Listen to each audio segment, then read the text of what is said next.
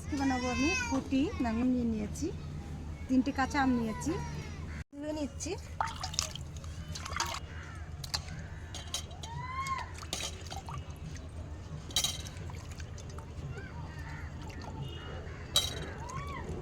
মুখগুলো কেটে নেবো।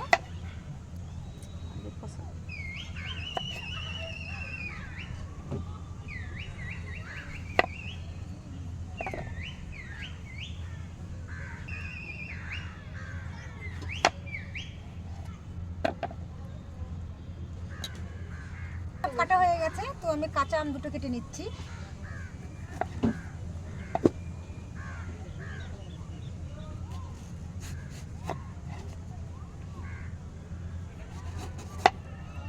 কাঁচা আমটা খোলা করে যে ছাড়িয়ে নিচ্ছি। কাঁচা আমটা পিস পিস করে কেটে নিচ্ছি।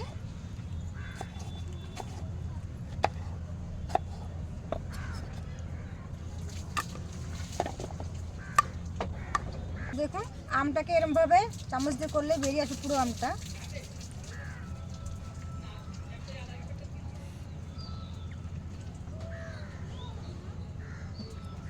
তো দেখুন আটিগুলো আমি কাটবো না, এরকম করে মাখিয়ে নিলে পুরোটাই বেরিয়ে যাবে।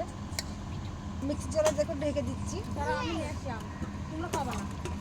কাঁচা পাকা দুটো দিয়ে দিচ্ছি। চালনিতে চেলে নিতে হবে।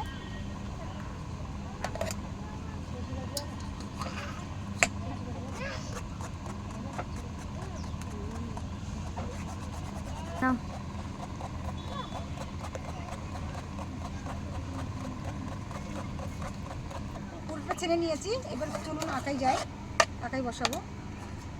তো দেখুন কড়াইটা বসিয়ে দিয়েছি, আঁকাটা ধরে দিয়েছি, আমি এটা ঢেলে দিচ্ছি। তো দেখুন এটা জাল উঠে গেছে। এখানে 300 গ্রাম 2 কেজি আম, এটা খুব সুন্দর জাল দিতে হবে। কালারটা কত সুন্দর চেঞ্জ হয়ে গেছে।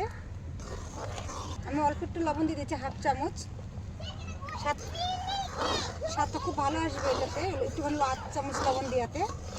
দেখুন কত সুন্দর কালার চলে এসছে, আর আমার ফুটিটা হয়ে গেছে। তো আপনারা কি করে বুঝবেন? এখানে এরকম করে দেখুন, আগে ছিল পড়ে যাচ্ছিল, এখন তো লেগে আছে, তাহলে বুঝতে পারবেন যে হয়ে গেছে জিনিসটা। কত সুন্দর হয়েছে, বিনা কেমিক্যালের। দেখুন ঘরে কত সুন্দর বানানো যায় বাচ্চাদের জন্য।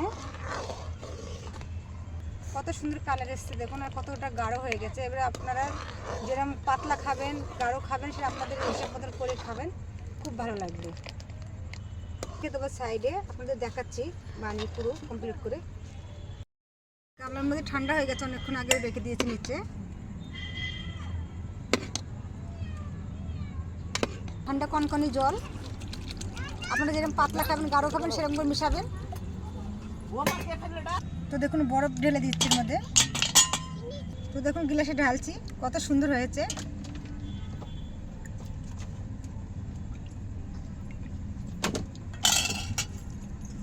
তো দেখুন কেমিক্যাল ছাড়া কত সুন্দর হয়েছে, ফুটির কালারটা দারুণ এসছে। তাহলে ঢেকে ঢেলে দেখাচ্ছি আপনাদের।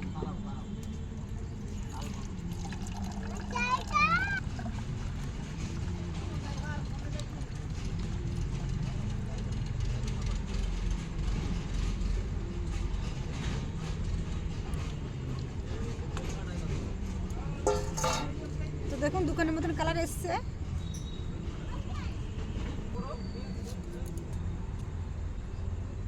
কেমন আছে ভাই? ভালো। কেমন আছে শোনা? ভালো হয়েছে, ভালো, দারুণ হয়েছে।